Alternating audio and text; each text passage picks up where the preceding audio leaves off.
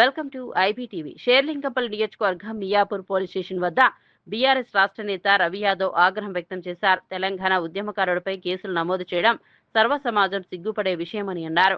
2006 నుంచి తెలంగాణ సాధన కోసం పోరాడిన తనపై తప్పుడు కేసులు నమోదు చేయడం అన్యాయమని చెప్పారు. ఎమ్మెల్యే అరకిపూడి గాంధీని లక్ష్యంగా చేసుకుని ప్రశ్నల వర్షం కురిపించారు.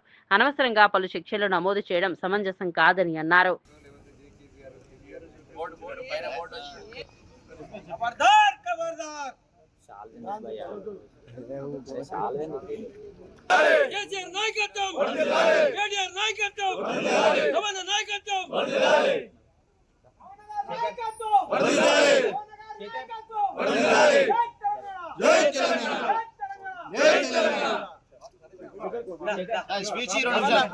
సార్ పిలవడం జరిగింది, రావడం జరిగింది. మా బీఆర్ఎస్ కుటుంబ డివిజనల్ నాయకులు అందరూ ఈరోజు రావడం జరిగింది మియాపూర్ పిఎస్కు.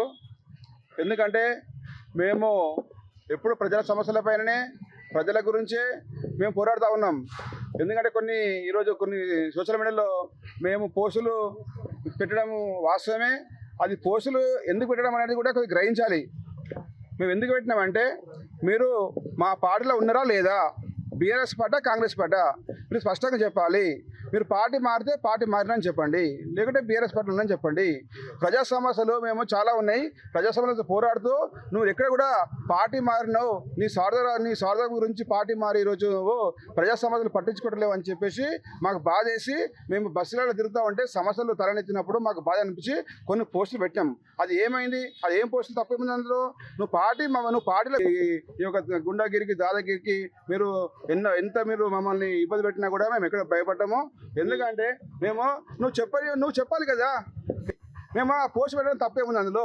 ఇప్పుడు మాకు కూడా చాలా బాధ ఉంది, ఆవేదన ఉంది. మా బీఆర్ఎస్ మా నాయకులకు మోసం చేసింది కాకుండా మా బీఆర్ఎస్ తల్లి లాంటి పార్టీ మా బీఆర్ఎస్ పార్టీని మోసం చేసినాం కాబట్టి మేము ఖచ్చితంగా పెడతాం. మాకు హక్కు ఉంది అది. ఎందుకంటే మేము 3 సార్లు నీకు 2 సార్లు మా బీఆర్ఎస్ పార్టీలో మేము ఓట్లేసి గెలిపించినాం. మాకు హక్కు ఉంది, అడిగే హక్కు ఉంది మాకు. ప్రజా సమస్యలపైన నిరంతరం పోరాడతాం. నిన్ను ఎక్కడెక్కడ ప్రశ్నిస్తాం. మేము ఎక్కడ కూడా భయపడ్డాము అని చెప్పేసి కూడా ఈ సందర్భంగా తెలియజేస్తున్నాము. నువ్వు ఇలాంటి కేసులు ఎన్ని 100 పెట్టుకో, మేము ఎక్కడ కూడా భయపడ్డాం. మేము ప్రజల గురించి పోరాడుతూనే ఉంటాం, నిరంతరం ప్రజలలో ఉంటాం. మేము మా బీఆర్ఎస్ పార్టీ రేపు పొద్దున రాబోయే ఎన్నికలలో మా బీఆర్ఎస్ పార్టీ 24 డివిజన్లు మేము గెలిపించుకొని నీ యొక్క సాధు రాజకీయాలని తరిమి కొట్టే విధంగా మేము రేపొద్దున మేము జిహెచ్ఎంసీలో మేము సైబరాబాద్ కార్పొరేషన్ మా మేయర్ మేము గెలిపించుకుందామని చెప్పేసి కూడా ఈ సందర్భంగా తెలియజేస్తా ఉన్నాం. ఈరోజు మియాపూర్ పోలీస్ స్టేషన్కి మా నాయకుడు షేర్లింగంపల్లి బీఆర్ఎస్ నాయకుడిని బీసీ బిడ్డ యావత్ తెలంగాణ రాష్ట్రం కేసీఆర్ గారు కొట్లాడి తీసుకొచ్చింది. బడుగు బలహీన వర్గాల కోసం ఈ రాష్ట్రం తీసుకొచ్చింది. అటువంటిది ఈ షేర్లింగంపల్లి కాన్స్టిట్యున్సీలో ఒక బీసీ నాయకుడిగా ఎదుగుతున్న యువకుడు ఇటువంటి నాయకుడిని ఈరోజు మియాపూర్ పోలీస్ స్టేషన్లో పిలిచి సెక్షన్ BNS 35(3) కింద నోటీస్ ఇవ్వడం జరిగినది. నోటీస్ ఇచ్చి 8వ తారీఖు ఉదయం 11 గంటలకు సమాధానం చెప్పండి అని SHO గారు నోటీస్ ఇవ్వడం జరిగినది.